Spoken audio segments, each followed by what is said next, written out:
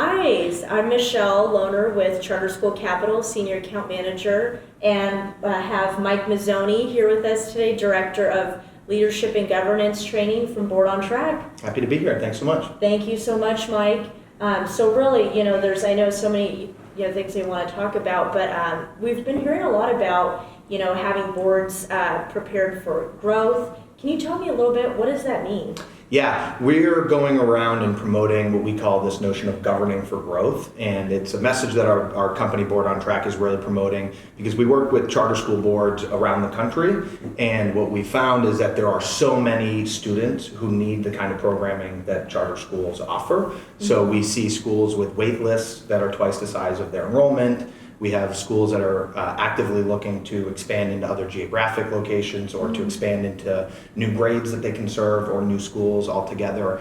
And what we found is that as organizations go to evolve and to expand to the number of students that they can serve, again, either by growing into a new physical location or by expanding their grade levels, that the governance that the board provides of the organization doesn't always keep pace with the organization itself. And so what we're doing is we're really trying to promote this idea that boards need to be very methodical, intentional about not just promoting the strategic direction of the organization, but also improving their own governance capabilities as well in some of the key areas of board governance. That's actually really interesting because that you mentioned that because like you said, as schools are growing, the board may or may not be keeping up with that. So how would you suggest that they do that? What does that look like? Yeah, so what we try and get boards to focus on are what we call the 5 Ps of good board governance. And so really, these are the 5 key areas that good boards need to do well. And so these are the 5 areas that we say, especially if you're an organization that's governing for growth, that you need to keep your eye on. So what we would call those are, like I said, the 5 Ps. They're your priorities, your priorities, your people, your process, your performance, and your progress. So quickly, what we mean by that, when it comes to your priorities, is making sure that the organization, the school leadership, and the board are fully aligned on the direction that they're heading. What it is that we're trying to accomplish, what's our vision of excellence look like for the organization. With the people, we're talking about making sure that you've got the right people on your governance team, so the right board members with the right backgrounds, skills, demographics, also your officer positions, and the leadership of the school. So your CEO, your school leader, and their designees. So those senior staff members, those are all people who are involved in governing the organization. The next thing is the process. So the way the board goes about doing its work.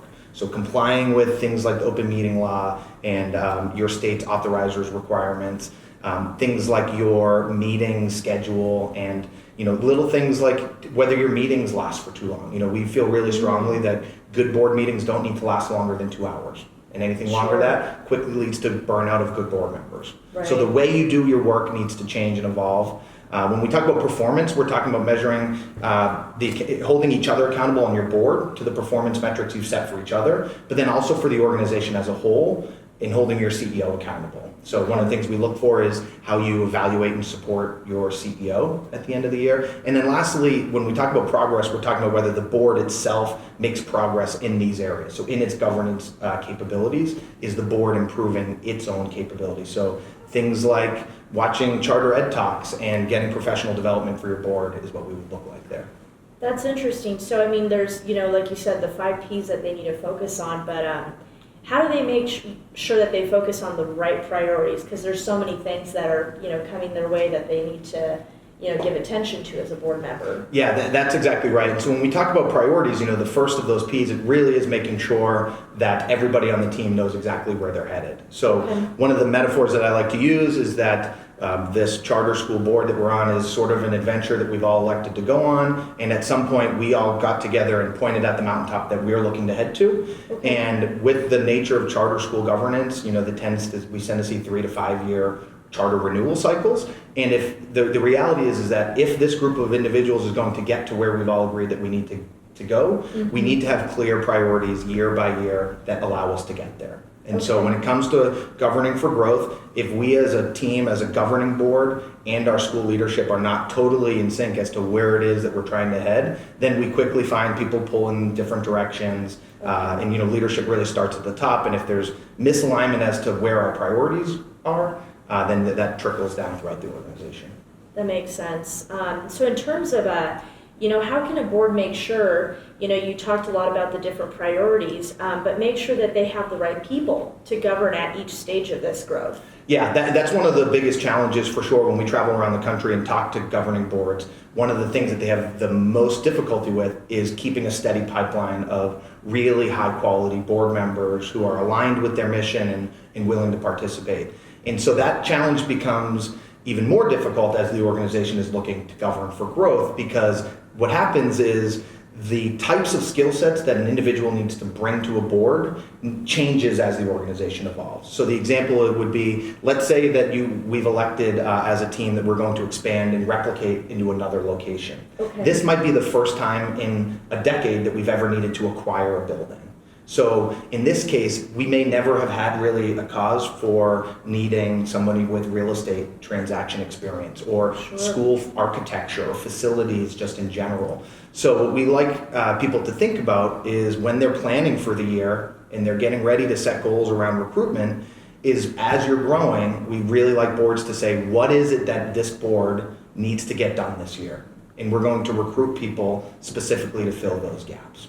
So we want to make sure that we always have a diverse set of skills so that we can do all of the things that a good charter school board needs to do: financial oversight, academic oversight, fundraising, all of these key areas. We want to make sure that we have people who meet each one of these needs, so that combined as one governing team, we have all of the skill sets combined.